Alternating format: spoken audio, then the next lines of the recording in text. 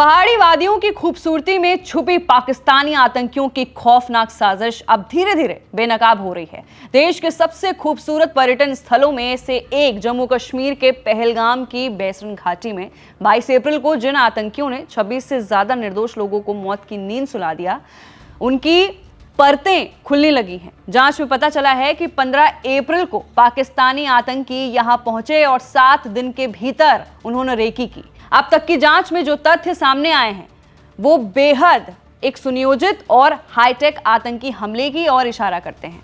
जांच की कमान संभाल रही राष्ट्रीय जांच एजेंसी यानी NIA के DG खुद गुरुवार को बेसरन घाटी पहुंचे।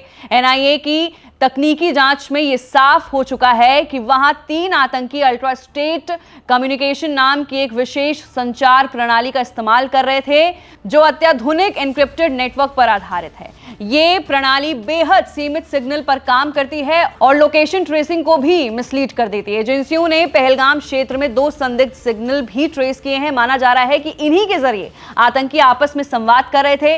वहीं हमले से पहले आतंकियों ने 3 जगहों की रेकी की थी। बताया यह भी जा रहा है कि आतंकियों ने 3 ऐसी जगहों की रेकी की जहां पर्यटक की भारी भीड़ रहती है। एक आतंकी ने पहलगाम के अम्यूजमेंट पार्क की रेकी की थी। यहां सुरक्षा व्यवस्था कड़ी होने की वजह से इसे टाल दिया गया था। जांच के लिए एजेंसियों ने 3D मैपिंग टेक्नोलॉजी का इस्तेमाल कर घटनास्थल का वर्चुअल नक्शा भी तैयार किया था। यह इलाका पहाड़ी है और कई स्थानों पर CCTV नेटवर्क नहीं है, जिससे जांच को शुरू में मुश्किल आई।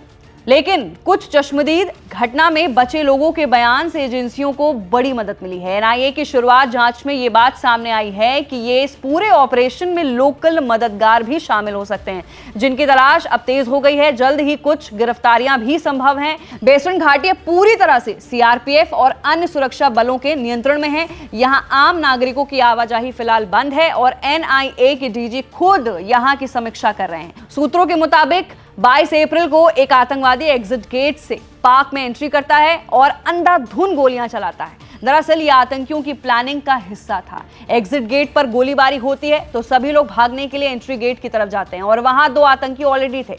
उसके बाद सभी को इकट्ठा कर लिया जाता है। आतंकी सबसे पहले भीड़ में कहते हैं कि पुरुष और महिलाएं अलग अलग हो जाएं, लेकिन लोग इस बात को नहीं मानते हैं। उसके बाद आतंकवादी कहते हैं कि हिंदू और मुसलमान अलग हो जाएं, लेकिन लोग फिर भी नहीं मानते हैं। उसके बाद कलमा पढ़वाकर एक एक को चुन चुन कर आतंकवादी मौत के घाट उतार देते हैं। NIA को मौके से जो कारतूस के खोखे मिले हैं उनको फॉरेंसिक एग्जामिनेशन के लिए भेज दिया गया है, लेकिन अब तक की जांच में यही सामने आया है कि 3 आतंकवादियों ने ही इस नरसंहार को अंजाम दिया था। तो फिलहाल के लिए पहलगाम टेरर अटैक को लेकर ये सबसे बड़ा अपडेट है। पूरे आतंकियों की जो स्टोरी है, जो साजिश है, वो डिकोड हो चुकी है। फिलहाल के लिए आपकी क्या राय है, नीचे दिए गए कमेंट सेक्शन में अपनी राय जरूर रखिए। मैं थी आपके साथ वंशिका सिंह और आप देख रहे हैं ABP लाइव।